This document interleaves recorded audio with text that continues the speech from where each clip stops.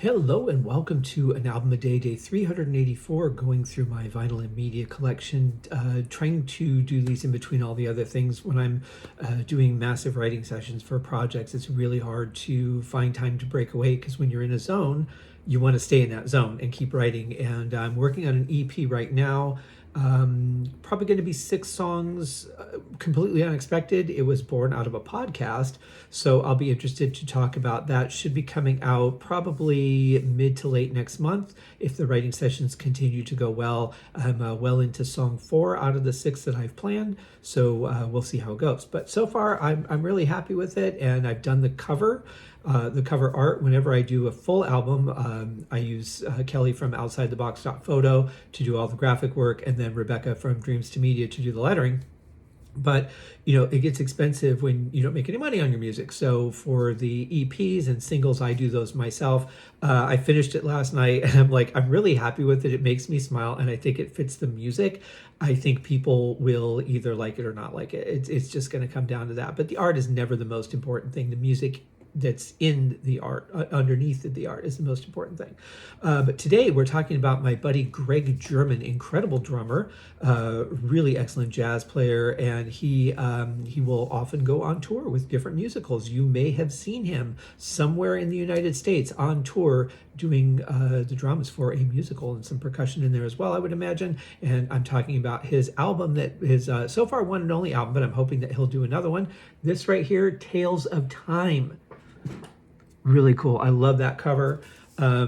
He lives in New York, so building oriented is very, I would imagine, quite normal for folks that live there. And what do they call them? The Steel City, if you will. But I really like this cover. It's kind of an Escher-esque type thing to my eyes. I don't know if that was the intention, but I really dig that. Just buildings going different ways. Really cool. Then on the back, we get very nicely lettered song list. Love that. There's really no question about what you're getting here. You get everything is very clearly written. You guys know me. I'm a huge appreciator. Would that be the right word? I really appreciate when people actually clearly write their fucking lettering. Really important to me. So we open it up and we get a picture of Greg. I've always loved those hats. I've always wanted to have a hat like that, but I don't think I would ever wear it. I think they're great for other people, but for me, I think I would feel like I'm trying to be somebody that I'm maybe not, or trying to show some side of me that I haven't developed yet. But I've always loved those hats. I think they're really cool and they look really comfortable. And then we have here the liner notes on the inside. Again, very clearly written. The CD itself, let's take a look at that. See, usually when I get a CD, I don't listen to the CD. I digitize it. I just put it in the computer, turn them into WAV files or MP3s, depending on my use. Very nicely done. Love that. Just reflects the album cover. Again, everything very clearly legible. And I see that it's on Origin.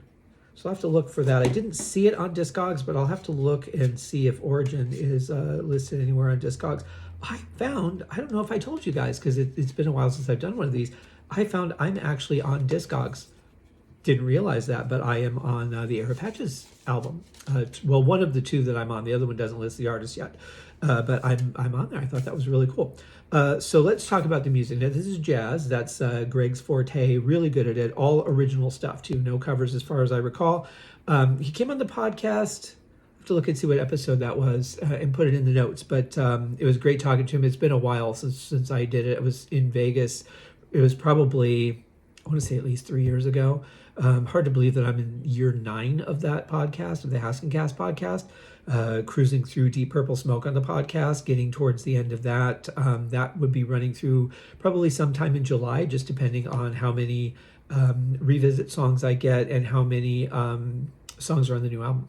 And then I'll be on a break for band podcasts for a while the Haskencast will continue every week. With bonus episodes here and there, depending on Cherry Red Records releases. But then the new band podcast starts in late September. There'll be a teaser in mid-September to set up the RSS feed. Then the podcast starts in late September, goes through end of October, early November. I think it's the first week in November it ends. Then there'll be another break. And then I start my final band podcast in January, covering the band Rainbow. So very excited about that. But there's some great songs on here. I remember when I first heard Rush Hour, which is the opening track, I was just blown away by how good it sounded. I mean, he's found some really excellent world-class musicians. Donnie McCaslin, Luis Perdomo, Yasushi Nakamura. I hope I'm saying that right. I'm so sorry if I'm not. And Chelsea Fergini. All wonderful players, absolutely wonderful players, even if I can't pronounce their names right. So we open with Rush Hour.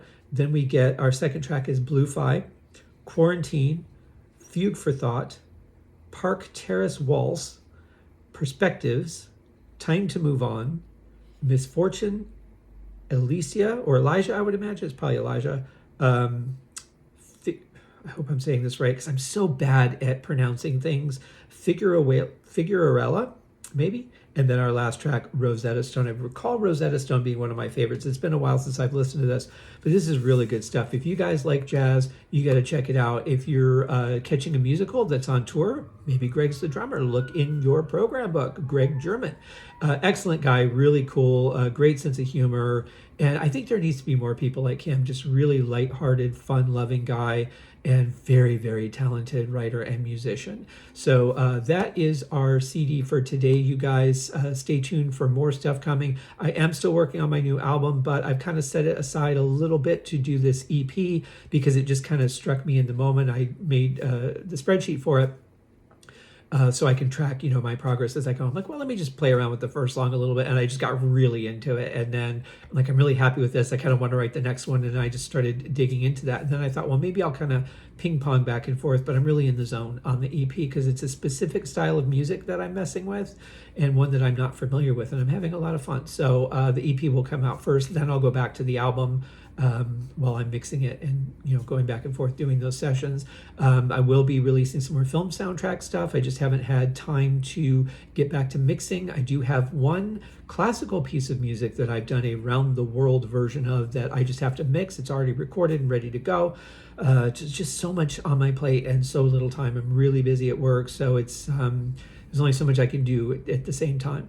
So anyway, I hope you guys are having a wonderful weekend. It is freezing cold here in Tulsa. The sun is shining brightly, but the air is Arctic, for me at least. Anyway, you guys have a great day, and we'll see you in the next one. Cheers.